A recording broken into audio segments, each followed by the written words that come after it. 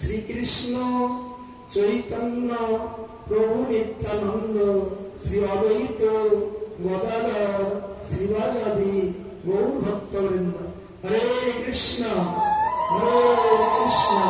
কৃষ্ণ কৃষ্ণ হরে হরে, হরে রাম রাম রাম হরে হরে। জয় শ্রী বৈষ্ণবন্দে হরি।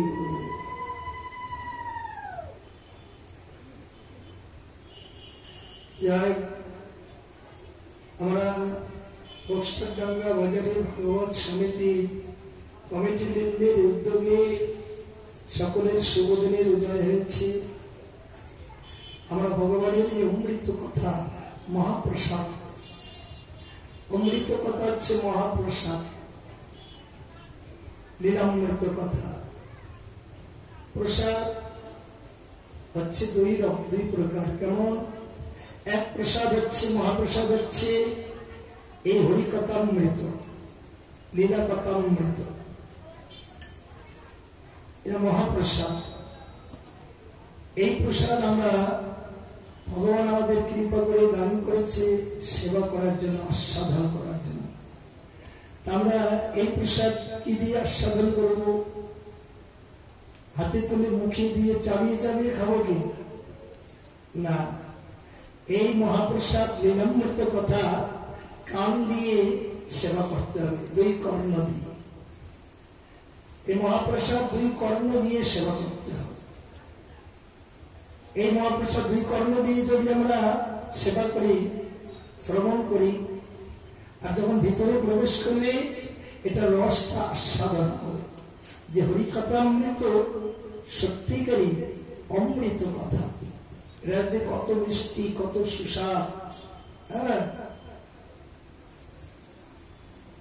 আর এক মহাপ্রসাদ হচ্ছে ঠাকুরের যখন ভোগ লাগানো হয়, ভোগ লাগিয়ে যে মহাপ্রসাদ বিতরণ করা হয়, এটাও মহাপ্রসাদ।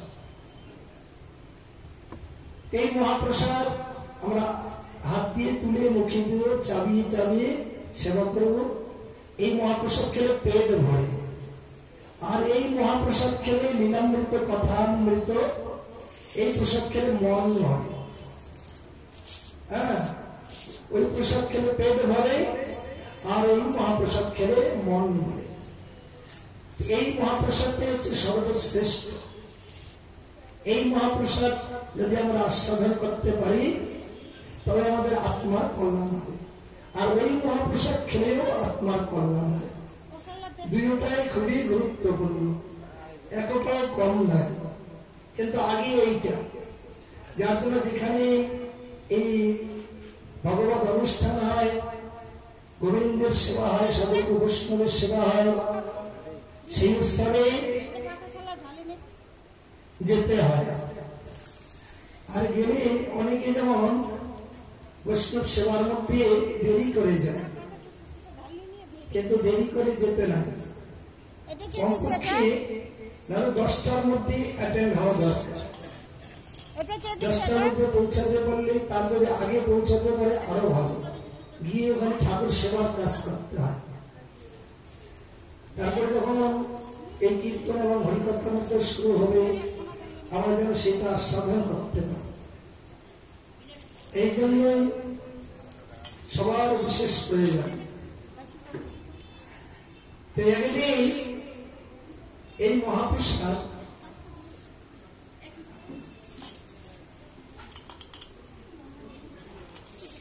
আস্বাদন করলেন কে? সবার আগে যেমন দেবর্ষি নারদমণি, নারদমণি আগে এই মহাপ্রসাদ আস্বাদন করেছেন। কেমন করে?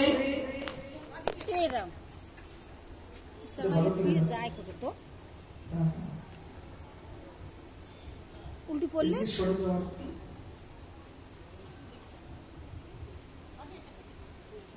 এই মহাপ্রসাদ আস্বাদন করেছিলেন দেবর্ষি নারদমণি। কেমন করে আস্বাদন করলেন? নারদমণি উনি কিন্তু খাইতে শুইতে চলতে ফিরতে উঠতে বসতে যে কোনো সময় যে কোনো অবস্থায় ওই বিনা বাজিয়ে ঠাকুরের নাম করি, সব সময় বলে নারায়ণ নারায়ণ নারায়ণ নারায়ণ, মানে সব সময়।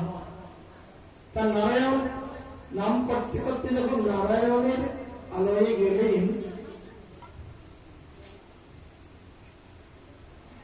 দেবর্ষি নারদ মুনির বদনে এই মধুর নাম শ্রবণ করলেন কি? এই নাম শ্রবণ করলেন লক্ষ্মী দেবী। লক্ষ্মী দেবী যখন এই নাম শ্রবণ করলেন, শ্রবণ করে লক্ষ্মী দেবী একদম তার প্রাণটা আনন্দে একদম ভরপুর হয়ে গেল। মানে লক্ষ্মী দেবী বলছে, আরে আমার প্রভুর নামটা দেবর্ষি নারদ মুনি ওই বীণার মধ্যে এই সুরের তালে মিশিয়ে এই নামটা গাইতেছে, আর এতই অমৃত, মানে শ্রবণে খুবই মধুর। শুনতে শুনতে লক্ষ্মী দেবীর প্রাণটা একদম গলে গেল, আকুল হয়ে গেল।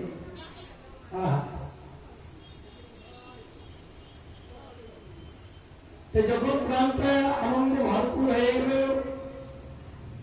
লক্ষ্মী দেবী নারদ মুনিকে বললেন, দেবর্ষি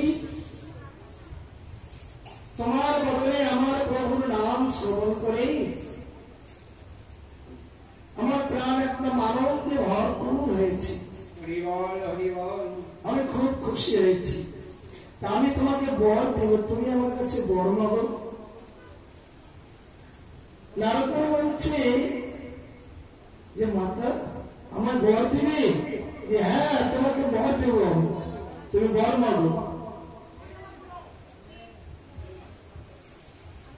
তখন নারদ মুনি বর চাইলেন কি, যে আমাকে যদি বর দিবে, আমার অন্য কোনো বরের প্রয়োজন নেই, তাহলে তুমি কৃপা করে আমাকে প্রভু উচ্ছিষ্ট মহাপ্রসাদ আমাকে দান করবে। এই মহাপ্রসাদ প্রার্থনা করলেন যে প্রভু উচ্ছিষ্ট মহাপ্রসাদ আমাকে দান করবে। এই কথা যখন বলল, লক্ষ্মী দেবী তো আগে বলেছে তুমি যা চাবে আমি তাই দেব।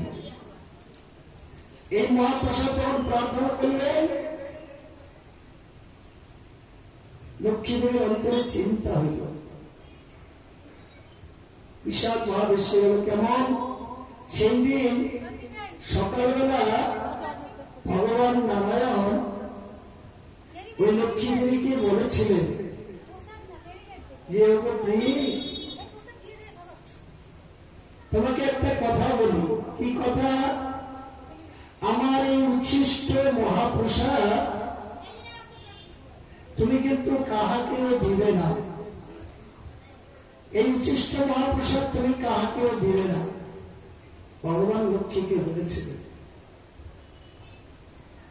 লক্ষ্মী তো বলছে ঠিক আছে। আর দেবর্ষি নারদ মুনি যখন বর দিতে চাইলেন লক্ষ্মী দেবী, ওই নারদ মুনি ওই বরটাই চাইলেন যে আমাকে প্রভুর উচ্ছিষ্ট মহাপ্রসাদ দিন। লক্ষ্মী দেবী চিন্তায় একটু ব্যস্ত হলেন, প্রভু তো নিষেধ করেছে, আর আমি নারদ মুনিকে বললাম তুই যা চাবে আমি তাই দেব।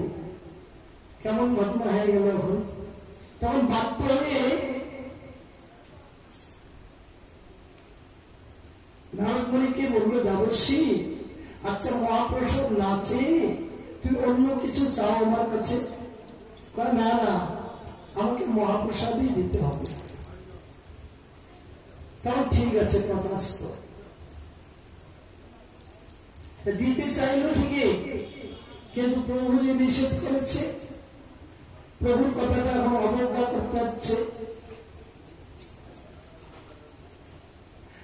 এবার এই মধ্যাহ্ন সময় দুপুরবেলা যখন রান্না ঠান্ডা করে প্রভুকে সেবা করাচ্ছে লক্ষ্মী দেবী, সেবা যখন করায়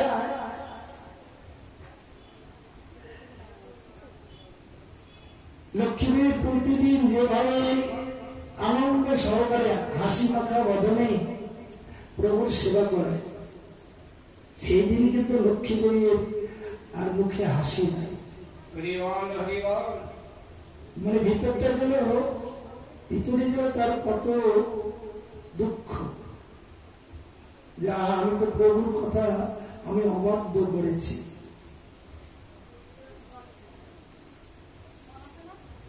তা ভগবান তো বুঝতে পারে, বদন দেখলে বুঝতে পারে। লক্ষ্মী দেবী বদন দেখে বলছে, আচ্ছা তুমি প্রতিদিন আমার সেবা করো কত আনন্দ সহকারে, কত হাসি খুশি তোমার বদন, কিন্তু আজকে কেন তোমার মুখে হাসি নেই? কি হয়েছে তোমার? আর যখন এই কথা বলছে ভগবান, লক্ষ্মী দেবী যে সুযোগ পেলেন, সঙ্গে সঙ্গে প্রভুর চরণে পড়লেন যে প্রভু, আমি আপনার চরণে খুব অপরাধ করেছি। যে কি অপরাধ করেছ? যে আপনি তো বলেছিলেন আমার উচ্ছিষ্ট মহাপ্রসাদ কারো কেউ দেবে না। দেবর্ষী নারদ মুনির বদনে আপনার নাম কীর্তন শ্রবণ করে আমার প্রাণটা একদম বিগলিত হয়ে গেছে, আনন্দে ভরপুর হয়ে গেছে। তাই তাকে আমি বর দিতে চেয়েছিলাম, আর নারদ মুনি ওই উচ্ছিষ্ট মহাপ্রসাদই প্রার্থনা করেছে। এখন আমি কি করি?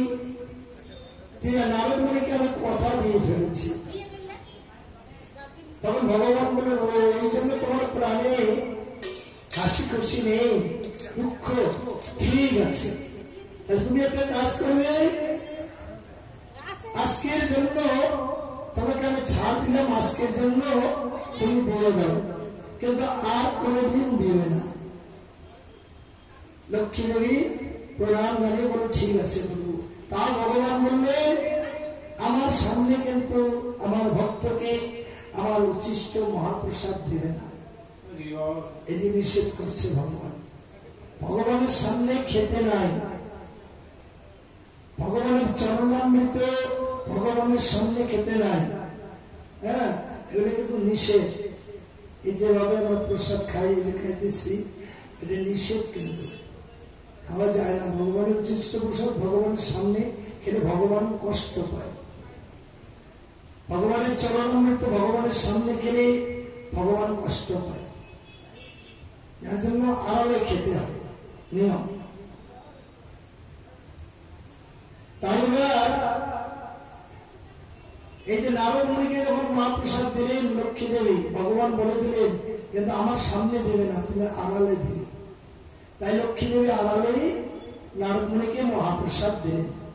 যখন দিলেন, নারদ মুনির এত আনন্দ বেড়ে গেল, আরে আমার জন্ম ধন্য, আমি প্রভুর উচ্ছিষ্ট মহাপ্রসাদ পেয়েছি, আমার ব্যাপার ভাগ্যবান কে আছে জগতে। এই যে নারদ মুনির আনন্দ, ওনার এমন আনন্দ বেড়ে গেল, ঠাকুরের নাম উনি আরো বেশি করে করতেছে, একদম নৃত্য করতেছে, তাণ্ডব নৃত্য করছে, আর ঠাকুরের নাম করছে। নাম করতে করতে করতে করতে কোথায় গেলে? একেবারে কৈলাসে চলে গেলেন শিব ঠাকুরের কাছে।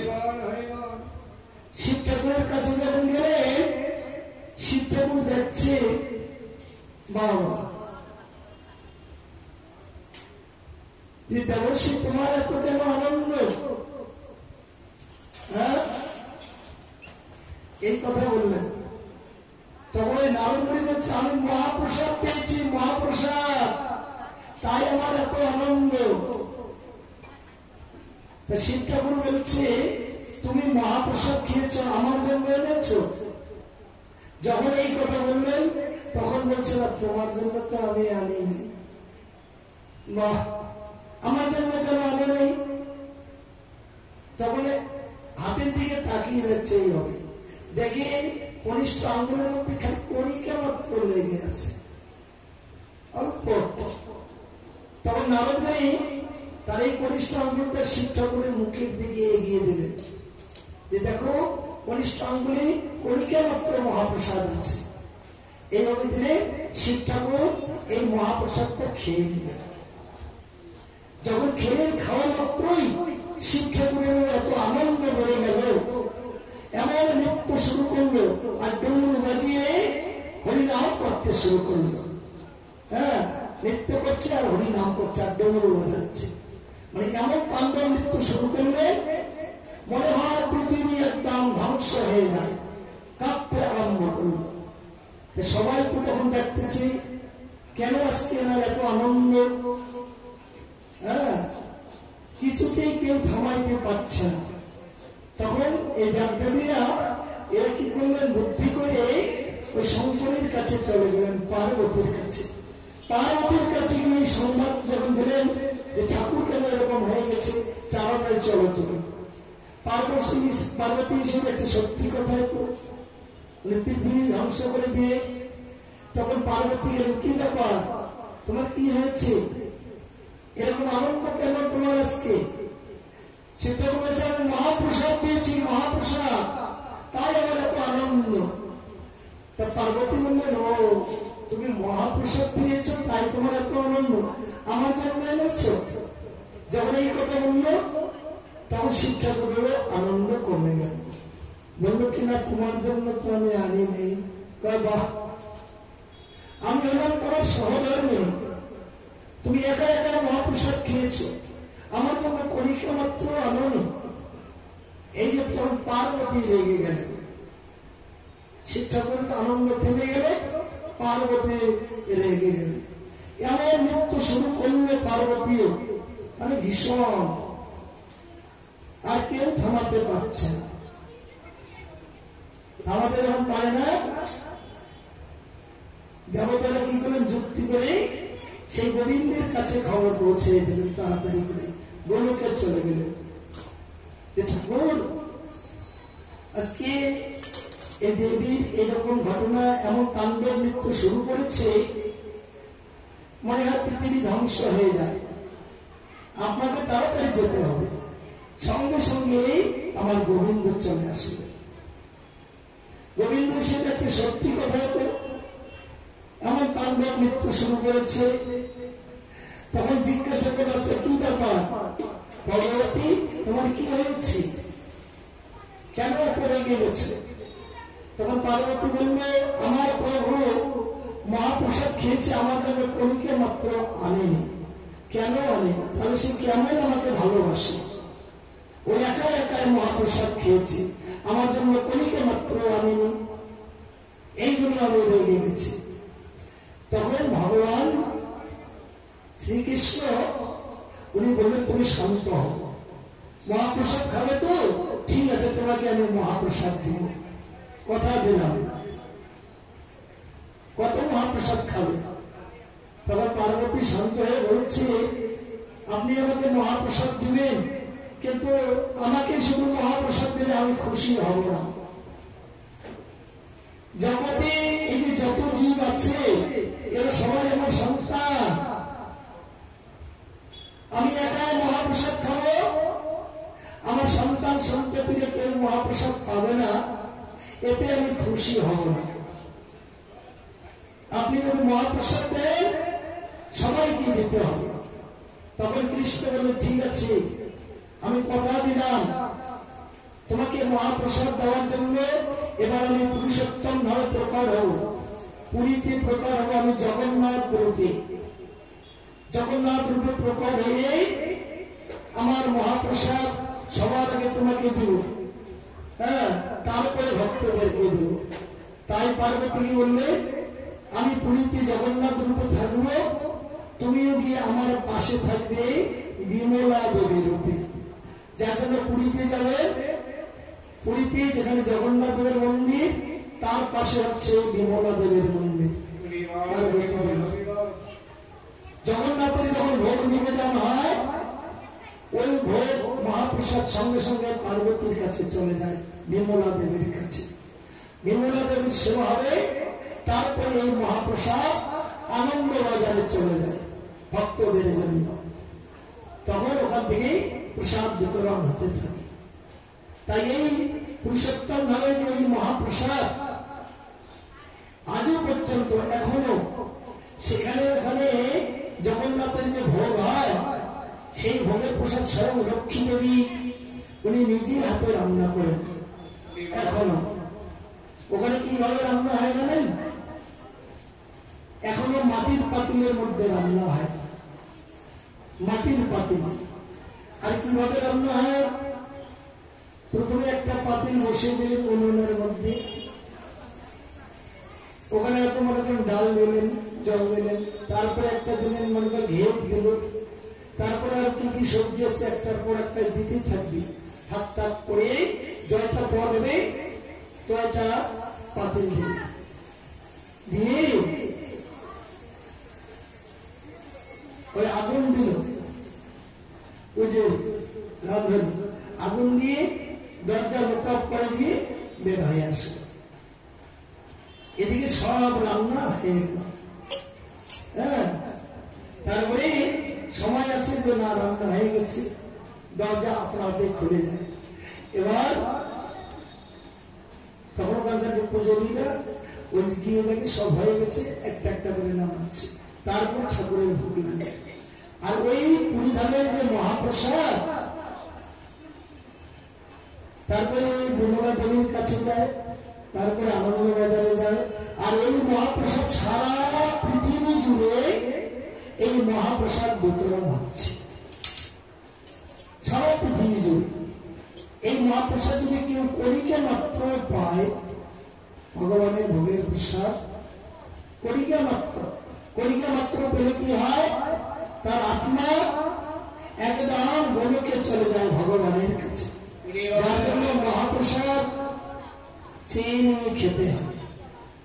হয়তো আমরা অভিমান করি, এখানে অনুষ্ঠান হচ্ছে আমি যাবো, লজ্জা লাগছে, না যাবো না, কেউ কিছু বলো নাকি, না, এই অভিমান করা যাবে না। কণিকা মাত্র হলে যদি গিয়ে সাদিয়া প্রসাদ নেই, আমার নিজের মঙ্গল হবে না। জয় মহাপ্রসাদ কি, মহাপ্রসাদ কি, সুভদ্রা দেবী ঠাকুর কি, অবশ্যই নাথ মুনি কি নিতাই প্রেমানন্দে।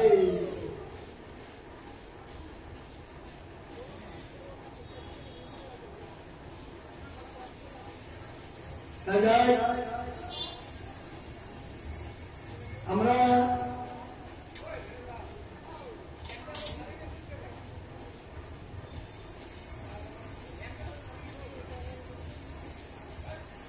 আজকে এই যে সপ্তম দিবস চলছে, পরীক্ষিতে পড়া যাবে না।